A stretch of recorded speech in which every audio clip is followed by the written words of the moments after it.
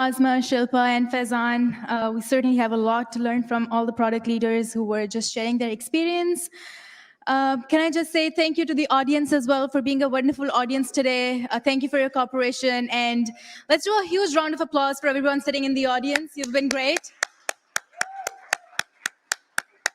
I'm sure the PWiC team and Ijad Labs team and all of our speakers really appreciate your cooperation and you being here. For our next talk, we have a fireside chat with Qasar Younis, who is the CEO of Applied Intuition. And before founding Applied Intuition, Younis was a partner and COO of Y Combinator. Can we have everyone at the back please sit at their chairs again? Everyone at the back, can we have you guys on your seats? Thank you. We'll be starting our next fireside chat in 10 seconds. Qasar was a partner at and COO of Y Combinator, a prominent venture accelerator in Silicon Valley. And prior to that, that was later acquired by Google. He also worked as an automotive engineer at General Motors, and Younis has a bachelor's degree in mechanical engineering from Catering University. The session will be moderated by Novaira Masood, who is the president for PWiC, Pakistani Women in Computing, and she is also a current research and development manager at Apple. Can we have a huge round of applause? It goes without saying. Let's just do it. Thank you.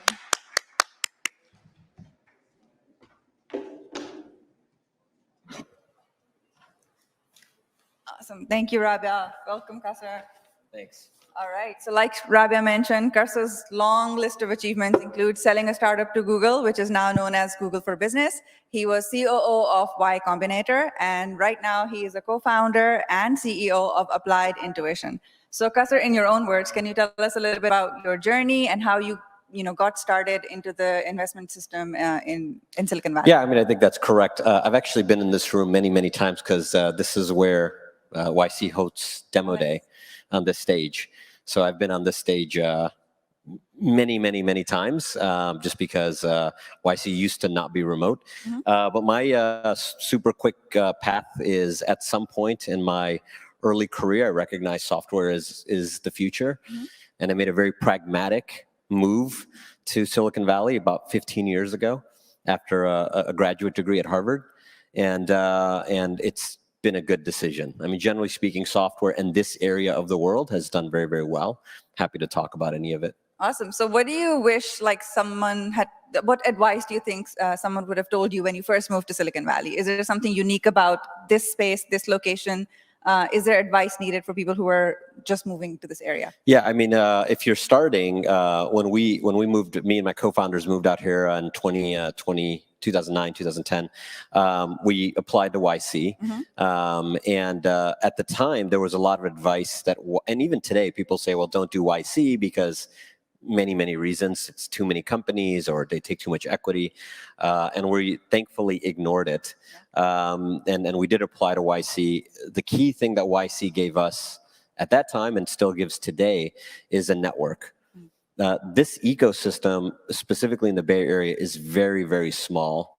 I think Silicon Valley is run by 50 people, maybe 100 people. And it's important to get into that network and then perform in that network for a long period of time. I mean, the current company, we've raised like $300 million. And people always ask, well, how did you raise $300 million? Well, it was important that the business is doing good. But all the people that I work with, our board is Mark Andreessen, Bilal from Lux, and Hemant from General Catalyst. I've known these people for 10 years.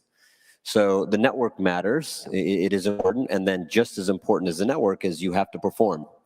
Doesn't matter how many people you know, you have to build relevant products that are consumed, whether consumers or businesses. And the analogy you can think about this is it's like a house with electrical wiring. And the network is the power. If you have lots of wires, it doesn't matter. But as soon as you have some level of traction and success, it can light the whole room up, and then you can get access to capital, et cetera. So, I mean, if you're starting out in Silicon Valley right now, obviously get to know people, but probably just as important, build products that are consumed, and then everything else kind of takes care of itself. Awesome. We definitely do believe in the power of networks. So that's why, Pakistani Women in Computing is a computing network, as well as Ajad Labs is connected to Startup Grind. And, hopefully networking events like this are useful for both founders as well as investors. So let's talk a little bit about innovation and disruptive technologies, right? So these are often technologies that shake up the market, and they have high risk, high reward associated with it. Right? Do you have any advice for folks who are working on such technologies because they are risky? How can they position themselves and get their ideas funded, launched, and adopted in the market? Because I'll break the answer into two areas. Before I worked at Y Combinator, or I should say before I started this company, when I worked at Y Combinator and this company, if you guys don't know, Y Combinator has a 10-minute interview process. So you apply, roughly 10,000 companies apply per batch. 1,500, 2,000 get an interview, and it's just 10-minute interviews. They're very, very short interviews. And being a founder, applying to YC, I was a little confused on how you could make a decision about investing in a company that you've never met in 10 minutes. Being at YC, the biggest thing that I recognize, the biggest learning that I had as an employee, as a partner, and a COO, is the good companies are good almost immediately. There's a narrative in Silicon Valley which says, work hard, try hard for long periods of time, and you can be in the woods with your idea, and then maybe it'll work. But the best companies from YC, the ones that have had the most amount of success, are basically successful immediately, and then they're successful for 10 years until they go public. And so if you break that apart, well, why are they successful very quickly? It's because they produce a product that the market wants. YC's motto is make something people want. So this is, supremely important, regardless of if it's a hard tech product or if it's a consumer app or whatever it might be. So then if you're building something like a self-driving car, how do you make something people want if you have this long horizon? Well, my recommendation is don't build a self-driving car. That is not a good startup idea. And the best evidence of that is there are no self-driving cars that we can readily consume. Even though there's billions of dollars in the ecosystem. And one way to think about hard tech is it's a spectrum. All of business falls on a spectrum. On one end, you have a startup. On the far other end, you have research. And the more a startup looks like research, the less likely it is to succeed. And so you want something that looks something like a small business, but that's only software and can quickly get adoption. And so in those 10 minutes in the YC interviews, there's many things we look for. Founder market fit, like we were talking in the last panel. Is there any early traction, et cetera? But one of the things that you really are trying to find is like, hey, in the next 3 months, can they penetrate the market and get some traction?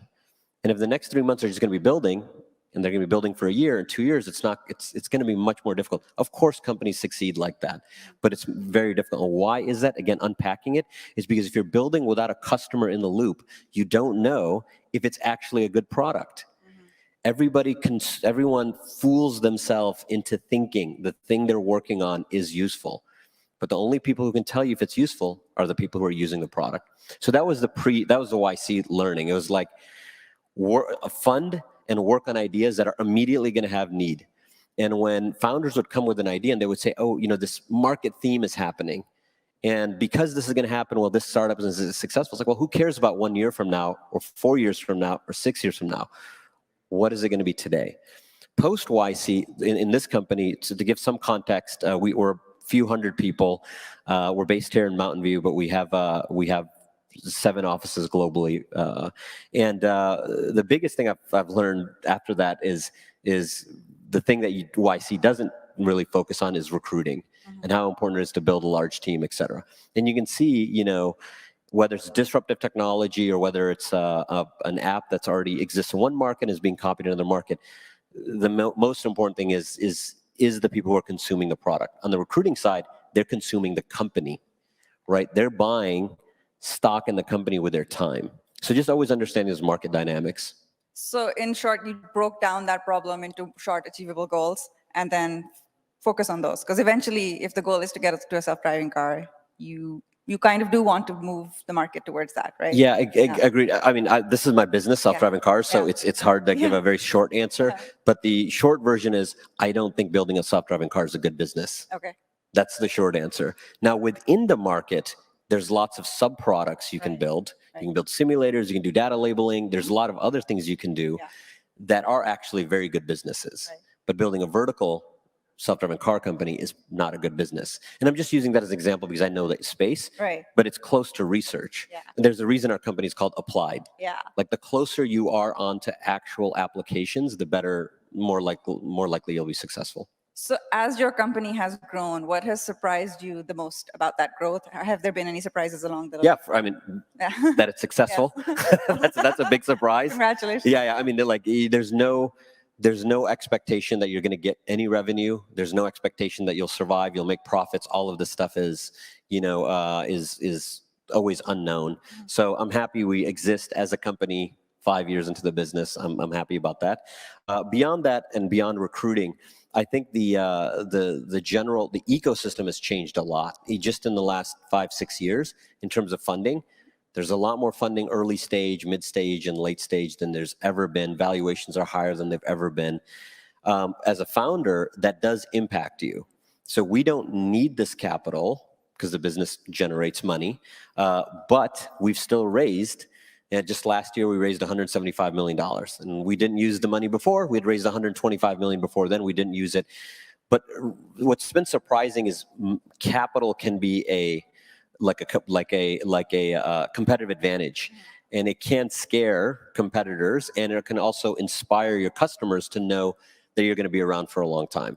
So I think 5-6 years ago, raising hundreds of millions of dollars was much more uncommon. Today, raising hundreds of millions of dollars is quite common, and that's surprising. And that's a larger market issue where LPs are looking for places to find returns, and they're putting more and more of those dollars into venture companies, venture funds, and those venture funds are just, putting more of that money to work, and therefore prices are going up. Right. Awesome. So you've been in the scene for a long time. What are there certain topics that you think are not being talked about enough in Silicon Valley? Are there things that we should be focusing on that we're not? Yeah, I mean, I think prices are very, very high. This is good and bad. It's good when a startup's valuation is high for everybody who is working at the startup and it already has equity. It's bad for everybody who wants to work at the startup because they're coming into an inflated price. And so then they get equity, which then they have to spend years to see its true value. So I think this is not talked about often. Also, what's not talked about often is, generally speaking, VCs don't care if your company succeeds or fails because you're one of many companies. So Mark Andreessen wants our company to succeed. He's put money into the company, but he's also put money into lots of other companies. And so sometimes founders raise a lot of money and they start believing that my company must be doing well because VCs are interested in giving me a lot of money. And that's not the truth. That's fake. The only truth is, our customers paying you.